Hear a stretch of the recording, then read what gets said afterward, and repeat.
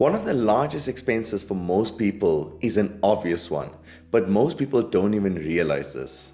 And no, it's not your daily Starbucks coffee, even though you should look to cut down on that expense. In this video, we will discuss what that massive expense is and how we can cut down on that cost and save thousands of dollars per year. Have a look at this image. It shows the average expenses based on the different categories any typical household would have. Most homes in the first world countries are going to have all these expenses.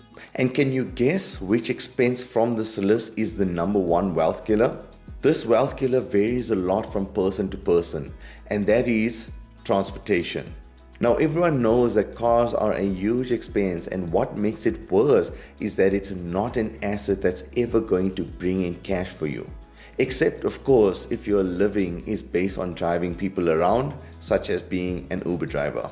Cars are a massive wealth killer because the society we live in attributes your wealth based on what car you drive.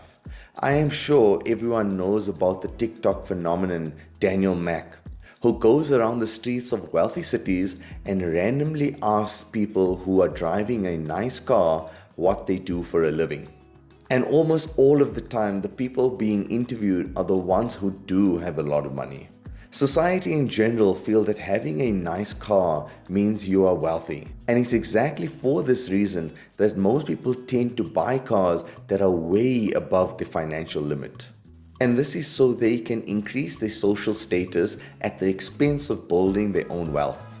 As you can see from this image, car prices have significantly increased over the past couple of years due to COVID, which created a shortage of new cars, which of course in turn increased the value of used cars. If you need a soft guideline, Rosenberg advises spending no more than 20% of your post-tax monthly income on your car payment. But keep in mind that that number can vary upon your state's cost of living and your outstanding debt. However, you should not treat 20% as a goal. For example, if you make $5,000 per month, you should not necessarily be searching only for cars with a monthly payment of $1,000. Instead, understand that benchmark as a limit and look for the cheapest car that checks all your boxes. To help gauge how much you can really afford on a car, you should follow the 50-30-20 rule, which basically means that you should only spend 50% of your after-tax dollars on all your needs, which, for example, is your mortgage, your groceries, and your water and electricity expenses. The 30% means spending it on all your wants, such as holidays, your Netflix subscriptions, and any new fancy sneakers you may want. And then the 20% should be strictly on savings and investments. With this said, the 30% of all your wants will include your car expenses. Now, if you take all your wants into consideration, you should really not be spending more than 20% of your after-tax dollars on a new car. And this is the absolute limit. Each person's amount will vary, as if you have high interest rate debts on your name, you should look to cut down on your car expense from 20 to 15% and first focus on paying off your high interest debts.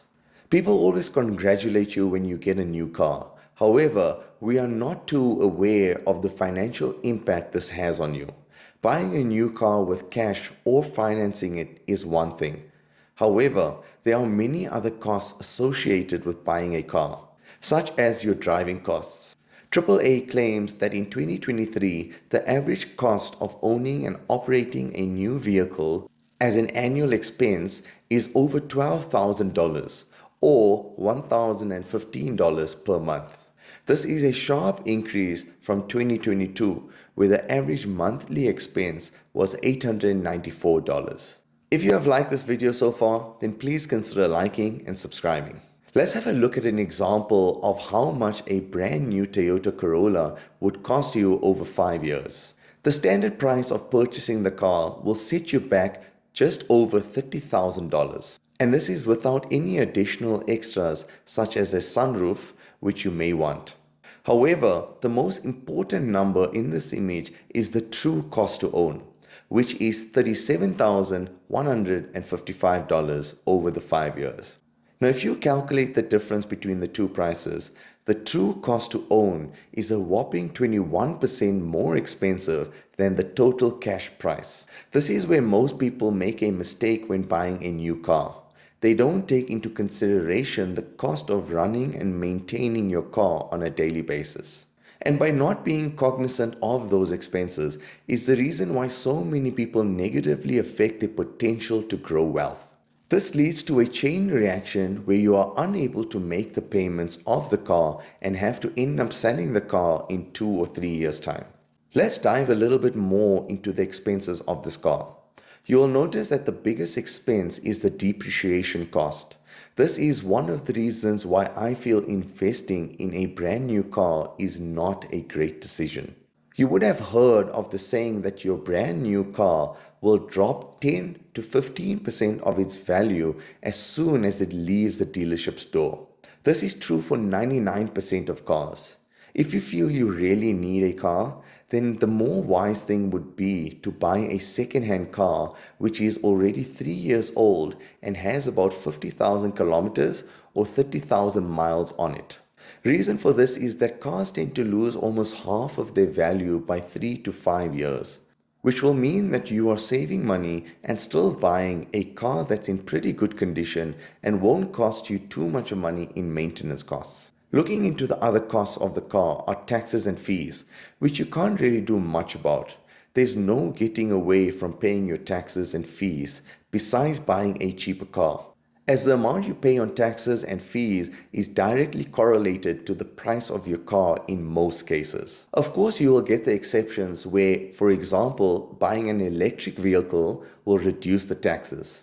The financing cost refers to the interest you would be paying to the bank on purchasing the vehicle. One way to reduce this cost is to try to pay for as much of the car with your own money as you can. This in turn will reduce your financing costs. Your fuel costs come up to just under $8,000 for the 5 years and is a cost that can't really be reduced except for maybe trying to drive as economical as you possibly can and ensuring that you fill up your fuel tank whenever you know there's going to be an increase in fuel prices. The insurance cost for this car for 5 years is $4,692. One way to reduce the cost on this expense is every year you should call your insurance firm to see if they could reduce your premiums. If your current insurance company does not lower it, try shop around different companies to see what you receive. If you do end up getting a lower premium from another company but want to stay at your current insurance company, try showing them the better deal you got elsewhere and maybe they will consider matching that quote. Repairs and maintenance can be a little difficult to reduce the cost on, unless you're willing to get your hands a little dirty. What I mean by that is that you could change the oil of your car yourself on a yearly basis.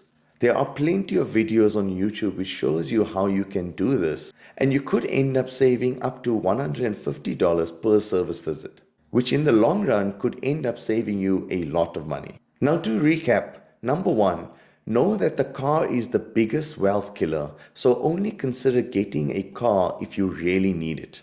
Number 2, know that the cost of owning a car will cost you much more money than purchasing the car. Keep in mind the financing costs, the repairs and maintenance, and of course the fuel expenses. And lastly, considering depreciation is the biggest expense and the easiest to overcome, buy a car that's between 3 to 5 years old, so that most of the depreciation cost will be gone, thereby saving you some money. I hope you guys enjoyed the video. If you did, then hit that like button and subscribe.